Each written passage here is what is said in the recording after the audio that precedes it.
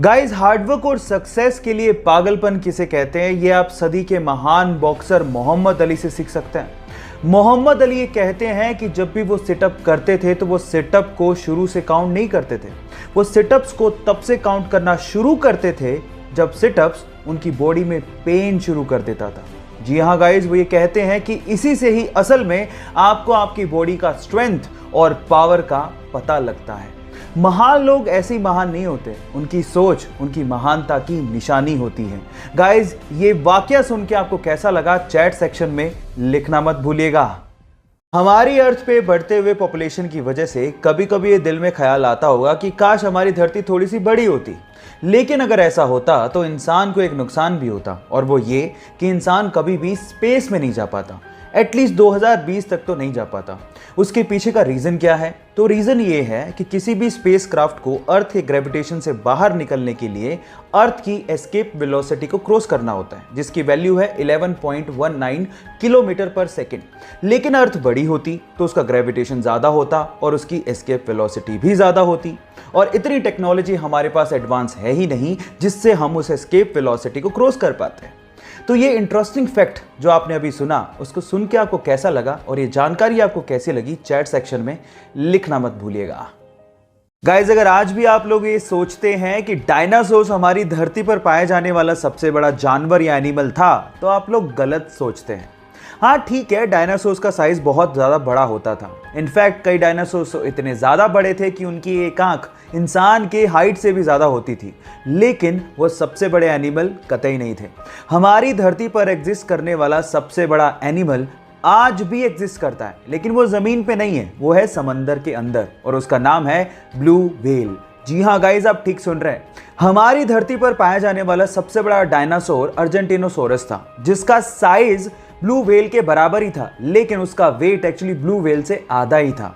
अब आप समझ गए होंगे कि क्यों द ग्रेट ब्लू व्हेल को सबसे बड़ा एनिमल माना जाता है। ये इंटरेस्टिंग फैक्ट आपको कैसे लगा, चैट सेक्शन में लिखना मत भूलिएगा। एयर पॉल्यूशन आज के समय की सबसे बड़ी समस्या है, और इसका खामियाजा ना सिर्फ नेचर को भुगतना पड़ रहा है, बल्कि इंसान भी इससे अछूता नहीं है। पर कनाडा ने अपने यहाँ पर एयर पोल्यूशन को कंट्रोल करने के लिए और CO2 की मात्रा को कम करने के लिए सन 2015 में दुनिया का सबसे बड़ा कार्बन कैप्चरिंग प्लांट अपने यहाँ पे इंस्टॉल किया है। इस कार्बन कैप्चरिंग प्लांट को बिग आई ब्लैक और बिल गेट्स की मदद से इंस्टॉल किया गया है। इस प्लांट के अंदर बड़े बड़े फैंस इस तरह से इंस्टॉल किए गए हैं कि वो सबसे पहले एनवायरनमेंट से एयर को सक करते हैं, और उसके बाद CO2 की मात्रा को कंट्रोल करते हैं, और उसके बाद वही फ्रेश एयर एनवायरनमेंट में वापस से छोड़ दी जाती है। क्या आप लोगों को भी लगता है कि इंडिया में इन कार्बन कैप्चरिंग प्लांट्स की जरूरत है? चैट सेक्शन में लिखना मत भूलिएगा। गाइज, आप लोगों ने जमीन पे चलने वाले होवरबोर्ड के बारे में सुना होगा, लेकिन क्या आप लोगों ने कभी हवा में चलने वाले होवरबोर्ड के बारे में सुना है? Flying hoverboard. क्या ये हवाई बातें तो नहीं है? जी नहीं, ये हवाई बातें नहीं है, बल्कि इसे बनाया जा सकता है, और इसे बनाने के लिए दो चीजों की जरूरत है। पहला मैग्नेट और दूसरा पायरोलाइटिक ग्रेफाइट। ये पायरोलाइटिक ग्रेफाइट क्या है? ये एक ऐसा सब्सटेंस है जो कि मैग्नेटिक फील्ड में आते ही डायामैग्नेटिक सब्सटेंस की तरह काम करता है, यानी कि मैग्नेटिक फील्ड में आते ही ये मैग्नेट के अपोजिट डायरेक्शन में फोर्स अप्लाई करता है और हवा में ही रहता है। मजे की बात यह है कि मैग्नेटिक फील्ड के अपोजिट डायरेक्शन में फोर्स अप्लाई करने के बावजूद भी उस मैग्नेटिक फील्ड को ये छोड़ता नहीं है और हवा में ही तैरता रहता है।